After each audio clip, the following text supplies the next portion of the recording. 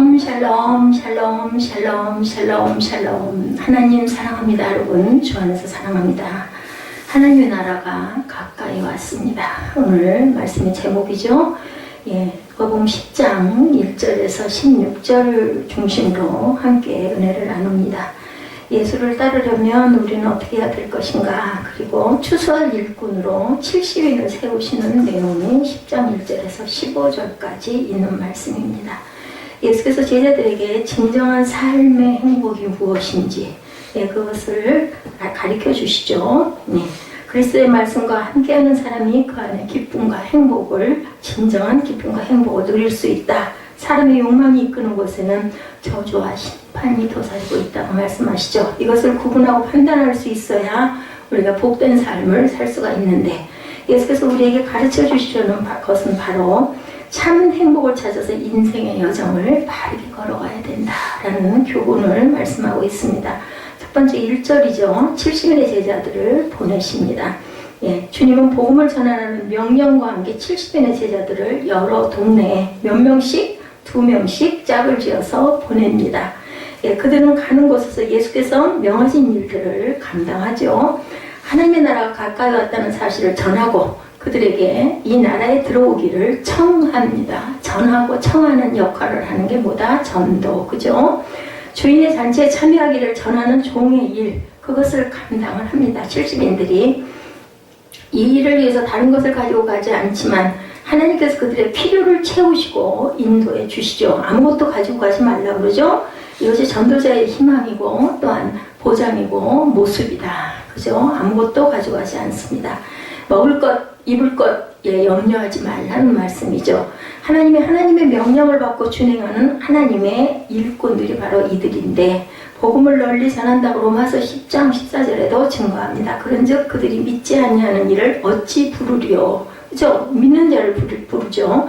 듣지도 못한 일을 어찌 믿으리요? 전파하는 자가 없이 어떻게 들으리요? 옳은 말씀입니다. 그래서 우리는 때를 얻든지 못 얻든지 전해야 된다. 믿는 것은 누구에게 맡기고 하나님께, 성령께 맡기고 우리는 증거할 때는 증거해야 합니다. 복음을 전하는 것에 대해서 에베소 4장 11절에 말씀합니다.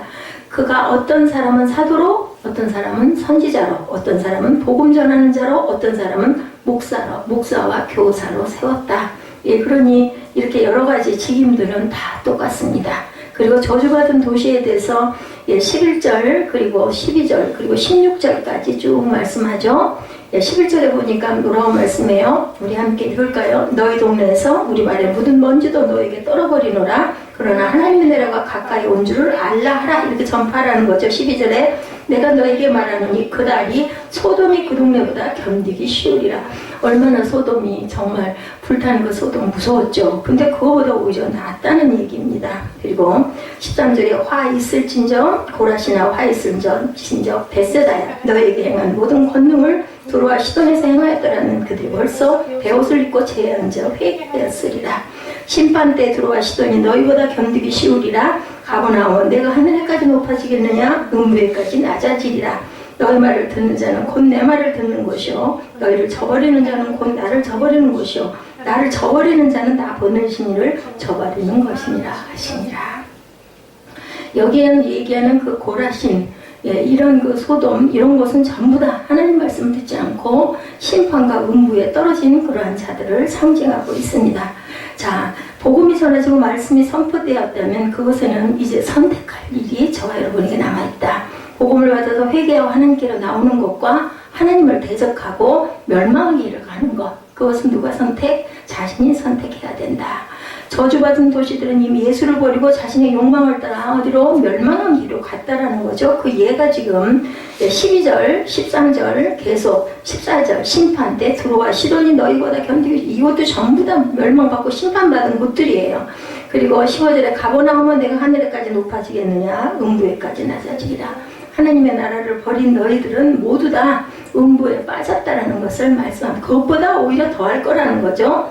의도적인 불순종에 대해서 예레미야 44장 17, 8절에 증거합니다. 우리 입에서 낸 모든 말을 반드시 실행하여 우리가 본래 하던 것, 그죠? 그것을 우리 선조와 우리 왕들과 우리 고감들이 유다 성읍들과 예루살렘 거리에서 하던 대로 하늘의 여왕에게 분함하고 그 앞에 선제를 드리리라. 그때는 우리가 먹을 것이 풍부하며 복을 받고 재난을 당하지 아니하였더니 우리가 하늘의 여왕에게 분향하고 그 앞에 던져드리는 것을 패한 후부터는 모든 것이 궁핍하고 칼과 기근의 멸망을 당하였느니라. 이렇게 증거합니다. 마음이 완고해서 요한복음 12장 37절에서 40절에 이렇게 많은 표적을 그들 앞에서 행하였으나 그를 믿지 아니하니 이는 선지자 이사야의 말씀을 이루려 하심이라. 이르되 주여 우리에게서 들은 바를 누가 믿었으며 주의 팔이 누구에게 나타났나이까 하였더라. 39절에 그들이 능히 믿지 못한 것은 이 때문이니 곧 이사야가 다시 일렀을 때 그들의 눈을 멀게 하시고 그들의 마음을 완고하게 하셨으니 이는 그들로 하여금 눈으로 보고 마음으로 깨닫고 돌이켜 내게 고침을 받지 못하게 하려 함이라 하였습니다. 이렇게 증거합니다. 마음들이 완악하면 듣지도 보지도 고칠 수 없게 그렇게 만든다는 거죠. 그래서 70인의 보고에 대해서 이 부분 우리가 지금 16절까지 살펴보지만 수속 내용을 전체를 보면 17절부터 20절까지 70인의 보고가 나타납니다. 우리 10장에 42절까지 있죠. 그래서 70인 제자들에게 예수께서 말씀하신 대로 사명을 감당하고 돌아와서 보고하는 것은 그들의 한 일을 보고하는 것이 아니라 하나님께서 그들을 통해서 이루신 일들에 대한 감상을 말하는 것인데 예수께서 사단의 권세를 잃고 멸망당하는 것을 보셨다고 합니다.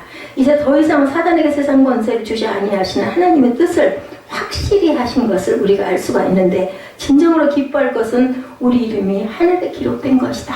병자를 고쳤나이다. 귀신을 쫓아냈나이다 하니까 예수님이 그러시죠. 그거 기뻐하지 말고 그 이름이 생명책에 오른 것을 기뻐하라고 말씀하죠.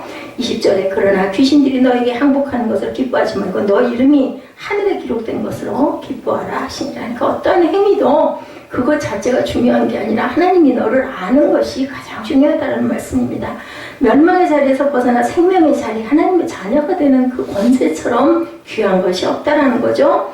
만물을 다스리신다고 아모스 4장 13절에 보라 산들을 지으며 바람을 창조하며 자기 뜻을 사람에게 보이며 아침을 어둡게 하며 땅의 높은 데를 밟는 이는 그의 이름이 만군의 하나님 야훼시니라. 모든 천지 만물을 모든 것들을 다스리는 분이다. 원하시는 것을 다 행하신다고 시편 115편 3절에 오직 우리 하나님은 하늘에 계셔서 원하시는 모든 것을 행하셨나이다. 이렇게 증거합니다. 그래서 진정한 행복은 21절에 하나님의 뜻이니다 하고 고백하죠. 21절 봅니다. 그때 예수께서 성령으로 기뻐하시며 이르시되 천지의 주제이신 아버지여 이것을 지혜롭고 슬기 있는 자들에게는 숨기시고 어린아이들에게는 나타내심을 감사하나이다. 옳소이다. 이렇게 된 것이 아버지의 뜻입니다. 그러니까 어린아이와 같은 아주 그냥 뭐라 그럴까 벌막 머리로 생각하고 이것이 내게 이득일까 아닐까 이런 걸 따지지 않는 어린아이와 같은 심령에게 하나님께서는 은혜를 주신다는 거죠.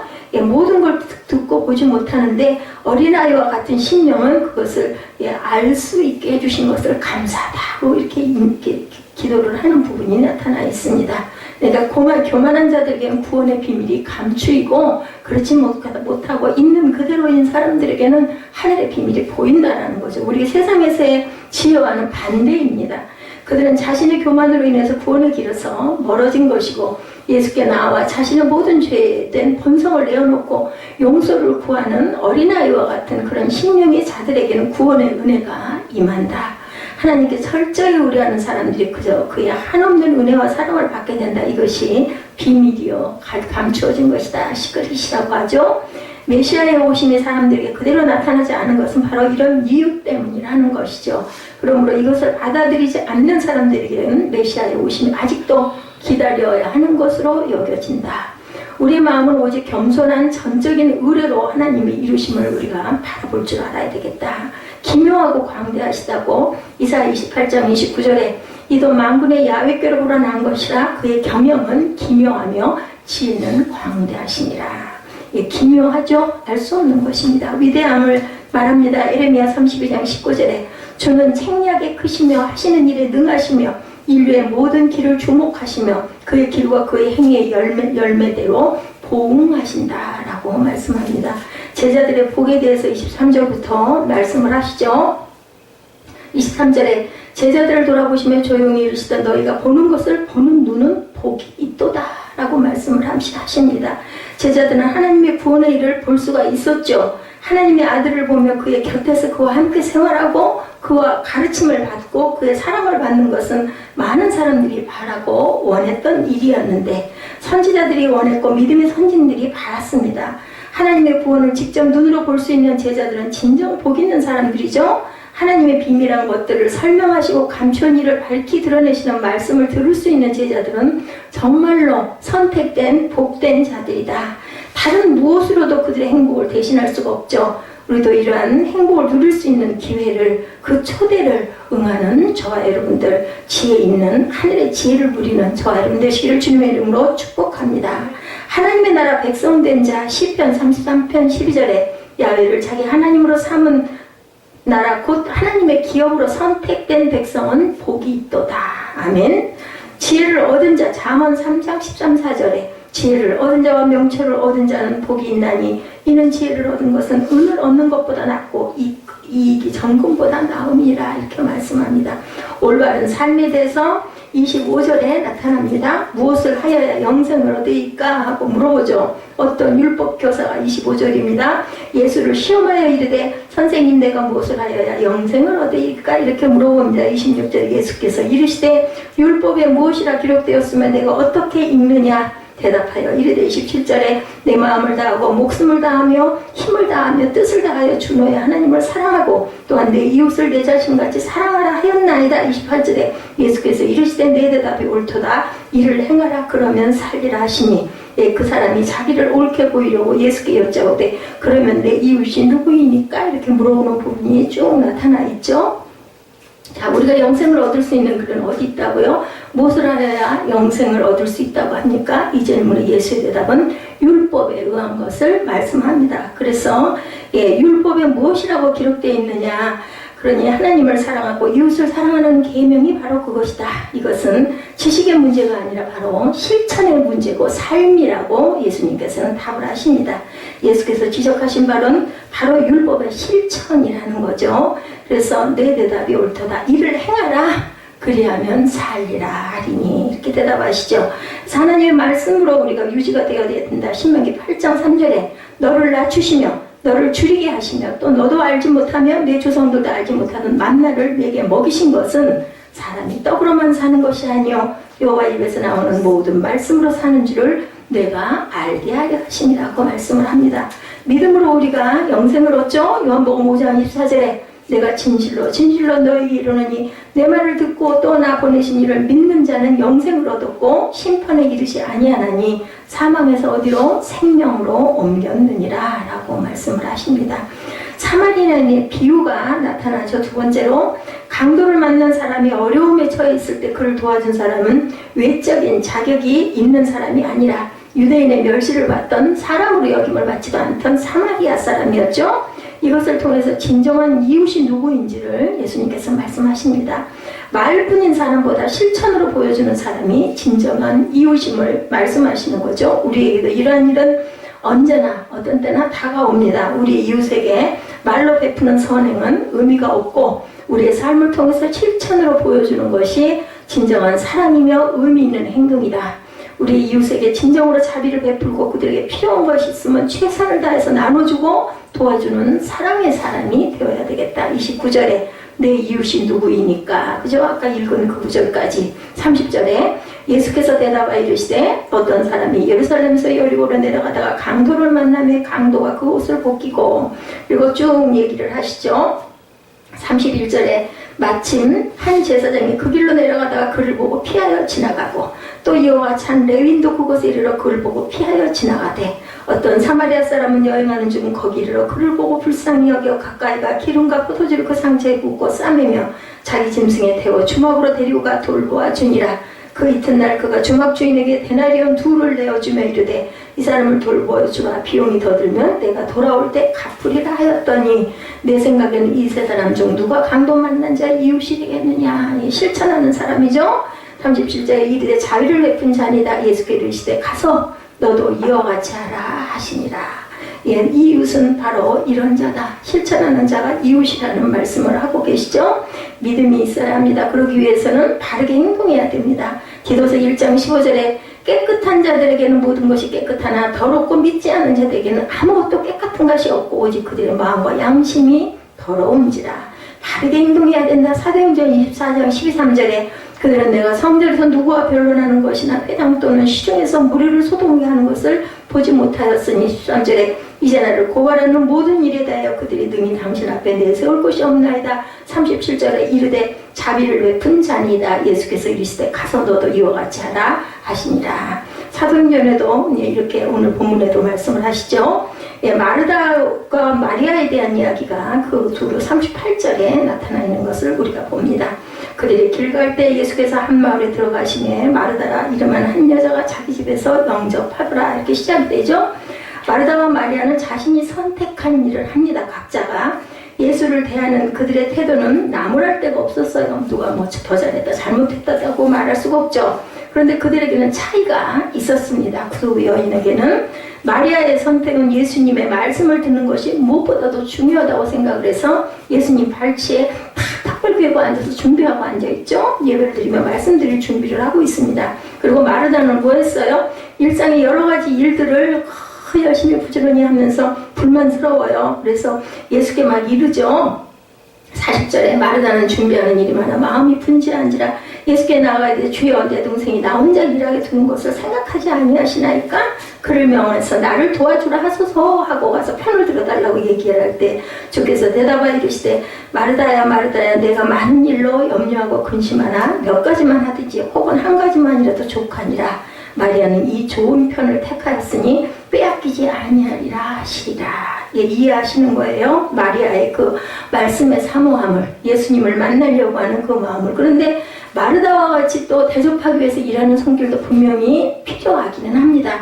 그래서 하나님께서는 각자의 사람에게 필요한 분량들, 그러니까 우리들은 뭐예요? 더 좋은 쪽을 본인들은 다 택하지 않아요. 마리아는 말씀 듣는 게 너무 좋으니까 가서 그렇게 하고 앉아있고, 마르다는 뭔가 좀 대접을 해서 예수님께 인정받고 싶어서 그걸로 섬기려고 합니다. 그래서 마리아가 정말 예배의 태도는 옳다라고도 하지만 한편으로는 마르다와 같은 섬김도 또한 필요한 것을 저는 그렇게 생각을 합니다. 그래서 사람마다 각자 다르죠. 그릇들이 다릅니다. 생명의 말씀이라고 요한복음 6장 68절에 시몬 베드로가 대답하되 주여 영생의 말씀이 주께 있사오니 우리가 누구에게로 가오리까? 이렇게 얘기를 합니다. 생명의 말씀은 누구에게? 주께 있습니다. 간구함에 대해서 마태복음 15장 27절에 여자가 이르되 주여 올소이다마는 개들도 제 주인의 상에서 떨어지는 부스러기를 먹나이다 하니 내가 많은 일로 염려하고 근심하나 42절 우리 본문입니다. 몇 가지만 하든지 혹은 한 가지만이라도 족하니라. 마리아는 이 좋은 편을 택하였으니 빼앗기지 아니하시리라 하니라. 그리고 여기 여인도 개들도 제 주인의 상에서 떨어지는 부스러기를 먹나이다. 이 여인도 은혜 받기를 원해서 예수님 발치에 그죠? 상 밑에 있는 부스러기라도 내가 먹겠다. 너는 사람이라고 볼 수 없고 너는 나랑 관계가 없다고 하지만 가서 그래도 간구하는 부분이 나타나 있습니다. 우리는 이런 간구를 해야 된다. 사람들이 일반적으로 생각하고 있고 말하는 것이 절대적인 진리가 아님을 누구나 알고 있습니다. 그러나 우리들은 이러한 일반적인 것에 어떻게 보면 거의 맹목적으로 따라다니는 잘못을 저지를 때가 너무나 많다. 그래서 보면은 너무 그죠? 털에 박힌 것 같은 그러한 것을 우리가 옳다라고 믿는 경우가 있다라는 거죠.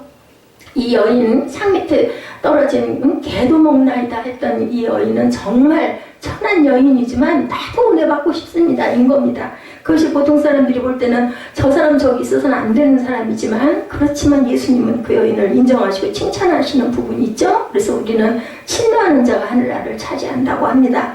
하나님께서 말씀하시는 것을 뒤로하고 자신의 판단에 의해서 엉뚱한 곳으로 달려가지 말아야 되겠다. 하나님께서 우리에게 말씀하시는 것에 귀 기울이지 않으면 우리의 길은 언제나 어떻게 될지 우리는 아무도 모른다. 그러니까 마르다 같이 마리아가 잘못하고 있는데 막 화가 나는 거예요. 얄밉잖아요. 나는 일하고 있는데 바빠 죽겠는데. 그래도 예수님께서는 그는 그의 옳은 길을 택하였기 때문에 절대 빼앗기지 않을 것이다 라고 말씀을 하시죠. 항상 주님께 나와 우리의 모습을 내어놓고 하나님의 인도하심과 돌보심을 간구해야 하는데 남을 판단하지 말아야 된다는 거죠. 오늘 본문은 우리가 잘 아는 대로 예수께서 70인의 제자를 세우셔서 전도대로 삼으시고 각 지역 동네로 보내신 내용입니다. 보내신 목적은 물론 귀신을 쫓아내고 병든 자를 고치는 것도 있지만 궁극적 목적은 하나님의 나라가 가까웠음을 선포하라는 거예요. 그죠? 하나님의 나라. 언제? 마지막 때가 됐다라는 거죠. 어느 동네에 들어가든지 8절부터 보면 너희를 영접하거든 너희 앞에 차려놓은 것을 먹고 거기 있는 병자들을 고치고 또 말하기를 하나님 나라가 너희에게 가까웠다 하라. 고쳐주고 그죠? 모든 것들을 다 먹고 고쳐주고 축복해주고 하나님 나라가 갖고 왔으니 너희들 정신 차려라 라는 얘기예요. 어느 동네에 들어가든지 너희를 영접하지 아니하거든 또 예수님께서 말씀하십니다. 그런 자들이 있을 걸 아시는 거죠. 예, 그 거리로 나와서 말하되 너희 동네에서 우리 발에 묻은 먼지도 너희에게 떨어버리노라. 그러나 하나님의 나라가 가까운 줄을 알아라. 예수 안 믿어? 안 받아들여? 그러면은 그 복은 예, 우리가 선포를 했는데 안 받아들인 그 복은 누구에게 옵니까? 선포했던 자에게 돌아갑니다. 그리고 받지 않은 자에게서는 떠나는 거죠. 10절에 어느 동네에 들어가든지 너희를 영접하지 아니하거든 그 거리로 나와 말하되 너희 동네에서 우리 발에 묻은 먼지도 너에게 떨어버리나. 그러나 하나님의 나라가 가까이 온지. 그렇지만 하나님의 나라는 가까이 왔다. 이 앞서서 누가복음 9장에서 12제자를 세우시고 보내시면서 역시 같은 말씀을 하시죠. 누가복음 9장 1절에 예수께서 12제자를 불러 모으사 모든 귀신을 제거하며 병을 고치는 능력과 권위를 주시고 하나님의 나라를 전파하며 앓는 자를 고치게 하려고 내보내시며 제자들을 세우시고 보내시는 목적이 하나님 나라를 선포하는 것이었습니다. 똑같이. 그런데 하나님 나라라는 용어 자체가 어떻게 보면 추상적이어서 이해하기가 쉽지 않죠. 물론 세상 나라의 반대적 개념으로 이해할 수도 있지만 예, 그래도 그게 뭘까? 하나님의 나라라는 용어를 다른 말 천국으로 바꾸면 그 개념이 조금은 구체적으로 다가옵니다. 천국이 가까웠다 그래서 우리 그렇게 알고 있잖아요. 회개하라 천국이 가까웠다. 근데 여기에는 하나님의 나라라고 얘기합니다. 그러니까 하나님의 나라는 곧 천국이죠. 마태복음 3장 1절에 그때 세례 요한이 이르렀고 유대 광야에서 전파하여 말하다 회개하라 천국이 가까웠다 하느니라 합니다. 마태복음 4장 17절에 이때부터 예수께서 비로소 전파하여 이르시되 회개하라 천국이 가까웠느니라 하시더라. 예수님이 오실 길을 예비하는 사명으로 보냄을 받은 세례 요한의 주요 메시지가 바로 천국이 가까웠다였습니다. 그리고 예수님 역시 공생의 시작의 사인이 천국이었습니다. 첫 번째, 그죠? 제자들에게 당부하신 메시지도 천국 곧 하나님의 나라 같다라는 겁니다. 같은 의미를 가진 용어지만 천국은 성도가 죽어서 들어가는 곳으로 대부분 모두 다 이해를 하고 있습니다. 그러나 하나님의 나라 또는 천국에 대한 의미를 바르게 알고 이해하게 되면 더 이상 추상적 개념도 아니고 죽어서 가는 내세적 안식의 장소 정도로 인식하는 한계를 벗어나서 그 의미의 풍성함을 실제적으로 누릴 수 있고 또한 전할 수 있다. 하나님의 나라에 대한 정의, 하나님의 나라란 하나님이 다스리는 나라, 하나님의 통치가 이루어지는 영역이라고 할 수 있죠. 일반적으로 세상에도 그죠? 나라에는 뭐가 있다고요? 주권, 국민, 영토 이렇게 세 가지가 있어야 나라가 된다고 그러죠? 이 요소가 구비되었을 때 국가가 되고 나라가 됩니다. 우리나라 어땠어요? 1910년에 주권을 일본에게 뺏겼었죠? 그래서 신탁 통치가 일어납니다. 영토가 있고 국민이 있어도 뭐가 없으니까 주권이 없으니까 안 돼요. 하나님의 나라는 하나님이 다스리는 주권이 있는 나라. 1936년에 베를린 올림픽 마라톤 경주에서 저는 어렸을 때 이 얘기를 굉장히 학교에서도 많이 들었습니다. 송기정 선수 얘기 아시죠? 마라톤 첫 번째로 금메달을 땄는데 그때는 나라가 없어가지고 일장기를 달고 와서 그죠? 태극마크를 달지 못했어요. 그래가지고 1등을 금메달을 땄는데 그 이후로 아무도 그 금메달을 마라톤에서 따지를 못해서 아주 아파했던 그런 그 역사를 제가 알고 있습니다. 마찬가지로 하나님의 나라도 이 세 가지 요소가 필요한데 주권은 하나님께 있고 하나님을 믿는 사람들이 그의 백성이고 영토는 세상 나라처럼 경계가 있는 것이 아니고 하나님의 통치가 이루어지는 영역, 개인으로 말하면 성도의 삶의 현장이 될 수 있고 공동체적으로 말하면 교회가 영적인 영토가 되는 것이다. 누구에게 주권은 하나님께 있고 하나님을 믿는 사람들이 그의 백성들이죠. 그리고 영토는 성도들의 삶의 현장 또는 교회가 영적인 영토가 된다. 그러나 예수님이 오시기 전까지 이 세상은 죄악의 지배 아래 있었습니다. 주권을 빼앗긴 채 누구에게 종노릇? 마귀에게 종노릇하고 있었죠. 그러나 때가 차면 하나님께서 독자인자를 보내주시고 사도 요한은 예수님의 오심을 미리 앞서서 증거하죠. 요한복음 1장 1절에 태초에 말씀이 계시니라. 이 말씀이 하나님과 함께 계셨으니 이 말씀은 곧 하나님이시라. 그가 태초에 하나님과 함께 계셨고 만물이 그로 말미암아 지은 바 되었으니 지은 것이 하나도 그가 없이는 된 것이 없느니라. 그 안에 생명이 있었으니 생명은 사람들의 빛이라. 빛이 어둠에 비치되 어둠이 깨닫지 못하더라. 예수님이 오셔서 빛으로 드러났지만 어둠들은 그거를 몰랐어요. 그래서 예수님은 십자가에 못 박혀 돌아가시죠. 여기서 빛은 예수 그리스도를 가리킵니다. 예수 그리스도의 오심은 마귀에 의해 빼앗긴 주권을 다시 찾기 위해서 그 주권을 우리에게 주신 게 뭐예요? 구원이죠. 구원의 역사입니다. 그래서 세례 요한도 회개하라. 천국이 가까워 왔다. 라고 선포하고 예수님 역시 회개하라. 하나님의 나라가 가까이 왔다라고 선포하셨습니다. 예수께서 공생애를 시작하시면서 권능으로 귀신들을 쫓아내시고 병자를 고쳐주신 것은 하나님의 나라가 이미 시작되었음을 의미하죠. 그래서 항상 그 얘기를 하죠. already and not 합니다. 오셨지만 아직 마지막은 아니다. 이렇게 영어로 두 문장으로 표현을 합니다. 단어로 귀신을 쫓아내며 병자를 치료하시고 죄사함을 선포하시면 잃어버린 천국의 주권을 회복하는 운동이다. 우리나라의 뭐와 같이? 3.1운동과 같이. 그 운동이 누구로부터? 예수님으로부터 시작돼서 오늘까지 이르게 되었다. 앞으로도 예수께서는 다시 오실 때까지 계속적으로 이어나가는 운동이 증인은 저와 여러분이 해야 할 사명이라는 것이죠. 그래서 하나님의 나라는 이중적 특성을 갖게 되는데 그것을 신학적 용어로 하나님 나라의 현재성과 미래성이라고 부릅니다. 천국은 죽어서만 가는 곳이 아니라 예수 그리스도를 믿는 성도들 심령 속에 이루어졌고 또한 예수께서 재림하실 때 완성된다라는 것이죠. 그러니까 이미 오셨어요. 그런데 아직은 다 이루어지지가 않았다. 예수님이 아직 재림하시지 않았기 때문에 하나님의 나라는 추상적이고 내세적인 것이 아니라 현재적이고 실제적이라는 사실을 우리가 알아야 되겠다. 성도들이 힘을 얻고 소망 가운데 살아가게 되는 그 원동력은 누가 계세요? 성령께서 저와 여러분 안에 와 계시기 때문이라는 것을 우리가 고백합니다. 그래서 하나님의 나라를 전파하는 이유가 바로 여기 있죠. 하나님의 백성이 되는 유일한 통로이기 때문에 우리는 하나님의 나라를 증거하고 전파하는 증인된 삶을 살아야 된다. 니고데모 사건 아시죠? 바리새인이었죠. 그는 유대의 관원이고 선생이었다라고 나타납니다. 공의회 그 의원이기도 했죠. 예수님을 유심히 관찰한 결과 하나님께서 보내신 선지자라고 생각을 합니다. 그래서 체면상 사람들이 있는 낮에는 볼까봐 못 찾아오고 밤에 찾아오죠. 그때 예수께서 니고데모에게 이렇게 말씀합니다. 요한복음 3장 3절이죠. 진실로 진실로 내게 이르노니 사람이 거듭나지 않으면 하나님의 나라를 볼 수 없다라고 얘기하니까 5절에 보니까 진실로 진실로 내게 이르노니 사람이 물과 성령으로 나지 아니하면 하나님의 나라에 들어갈 수가 없다. 니고데모가 이해를 했을까요? 이해를 못했겠죠. 하나님의 나라 운동은 예수님에 의해서 시작이 되었고 예수님이 하나님 나라의 주권자가 되십니다. 하나님의 나라를 알리는 것은 예수님이 알리는 것이고 하나님의 나라에 들어가려면 예수님을 믿고 거듭나야 들어갈 수 있다는 뜻이죠. 예수께서 고난당하시기 전 6월절 만찬 석상에서 제자들에게 말씀을 합니다. 요한복음 14장 6절이죠. 우리가 너무너무 기뻐하는 구절이죠. 내가 곧 길이요 진리요 생명이니 나로 말미암지 않고는 아버지께로 올 자가 없느니라.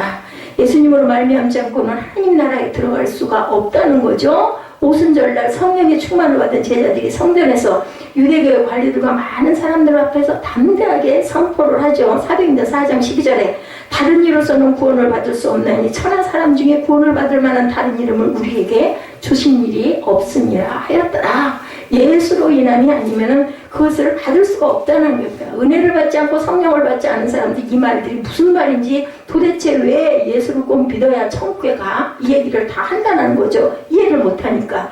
다가올 심판을 피할 수 있기 때문이다. 인간은 누구든 한 번은 당연히 죽습니다. 어떤 사람이나. 이것을 개인적 종말이라고 얘기를 하죠. 또 하나의 종말이 있는데 그것은 우주적 종말. 예수님의 재림을 가리키는 것은 우주가 종말하는 거죠. 처음 오신 예수님은 뭘로 오셨어요? 구원자로 오셨지만 다시 오실 예수님은 어떻게 심판자로 오신다. 사무엘아 마태복음 24장 30절에 그때 인자의 징조가 하늘에서 보이겠고 그때 땅의 모든 족속들이 통곡하며 그들이 인자가 구름을 타고 능력과 큰 영광으로 오는 것을 보리라. 31절에 그가 큰 나팔 소리와 함께 천사들을 보내리니 그들이 그의 택하신 자들을 하늘 이 끝에서 저 끝까지 사방에서 모으니라. 그때는 어떤 자가 무덤에 묻힌 자들도 살아 일어난다라고 말씀을 하죠. 마태복음에도 계시록에만 있는 게 아니라 이렇게 나타나 있습니다. 마태복음 24장 36절에는 그러나 그날과 그때는 아무도 모르나니 하늘의 천사들도 아들도 모르고 오직 아버지만 아시느니라. 37절에 노아의 때와 같이 인자의 임함도 그러하리라. 홍수 전에 노아가 방주에 들어갔던 날까지 사람들이 먹고 마시고 장가들고 시집가고 있으면서 홍수가 나서 그들을 다 멸하기까지 깨닫지 못하였으니 인자가 임함도 이와 같으니라. 앞으로 오는 일도 이렇게 된다는 거예요. 말세에 주께서 재림하실 때가 노아의 홍수 때와 비슷할 것을 여기서 예고하고 있습니다. 세상에 취해 있는 사람들 먹고 마시고 장가들고 시집가는 일에 매여 있지만 그렇지만 지혜로운 사람들은 시대를 분별할 줄 알아야 되고 주님의 말씀을 기억하고 그 말씀을 붙들고 우리가 늘 깨어 있어야 된다는 게 바로 이 뜻이죠. 요한복음 5장 24절에 내가 진실로 너에게 이르노니 내 말을 듣고 또 나 보내신 이를 믿는 자는 무엇을 얻었고 영생을 얻었고 심판에 이르지 아니하나니 어디에서 어디로 사망에서 생명으로 옮겼느니라. 그 역사가 언제 일어나요?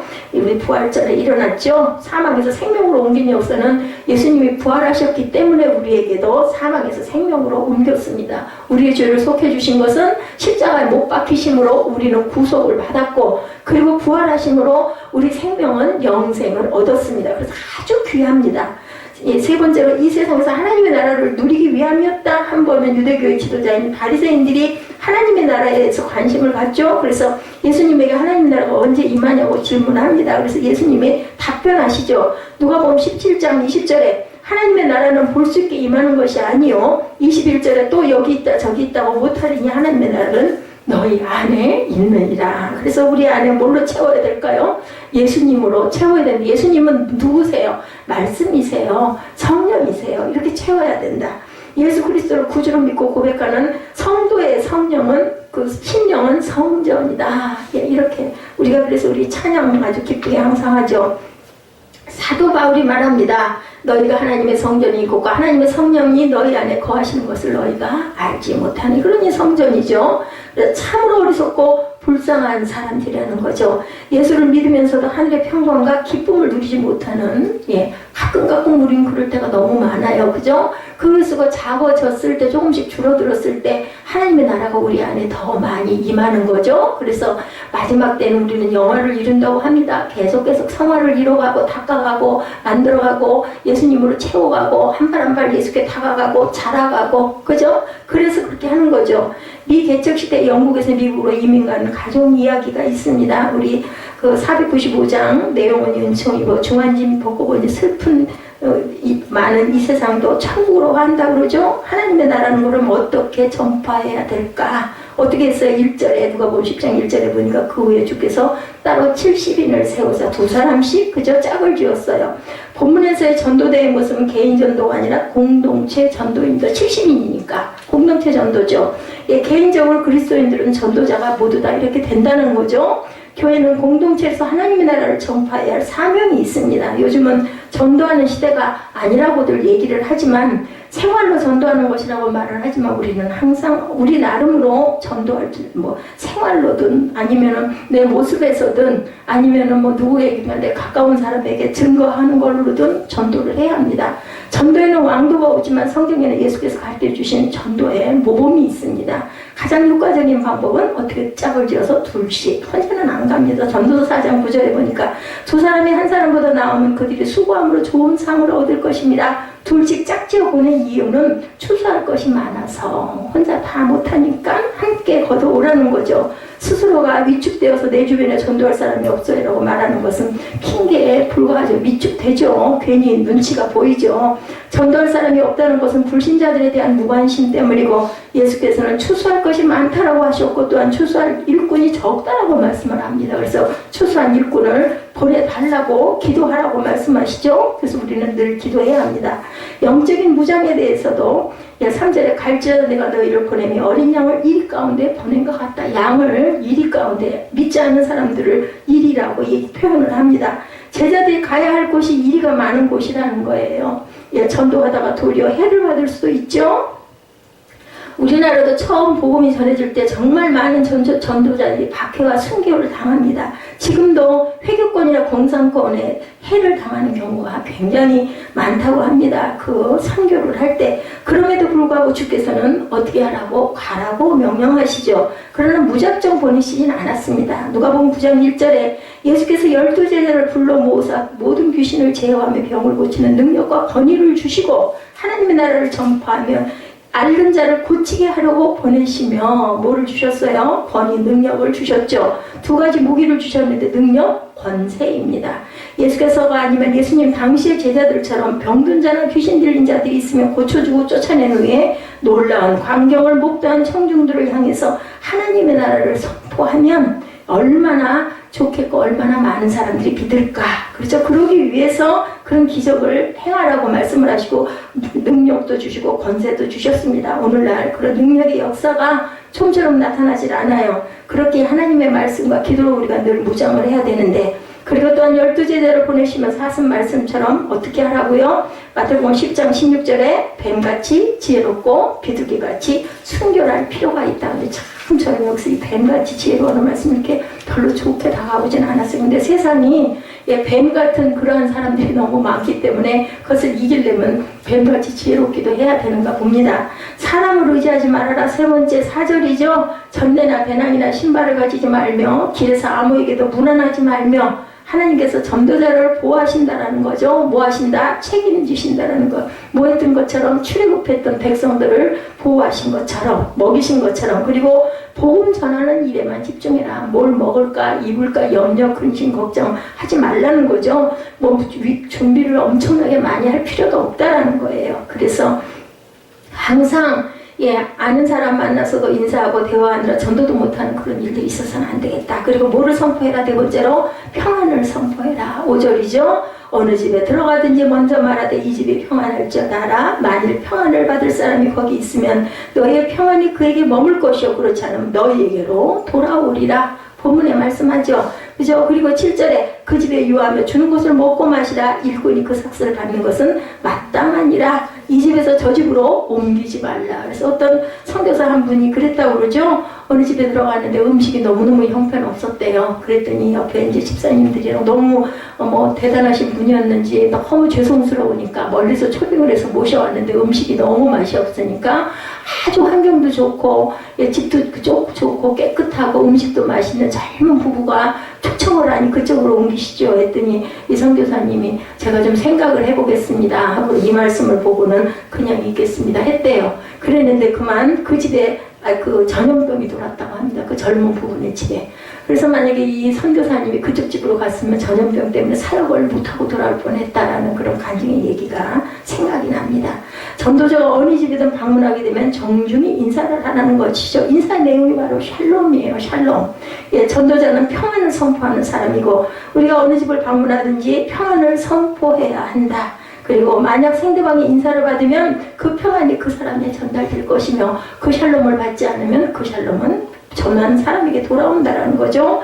그리고 음식 잘하는 집을 찾기 위해서 이 집 저 집 옮겨 다니지 말아라. 전도자의 목적은 방문한 그 집에 하나님의 나라를 전하는 것이지 먹고 마시는 것이 아니라는 거죠. 8절에 어느 동네에 들어가든지 너희를 영접하오던 너희 옆에 차려놓은 것을 먹고 거기는 병자들을 고치고 말하기를 꼭 얘기해야 돼. 하나님의 나라가 가까웠다라.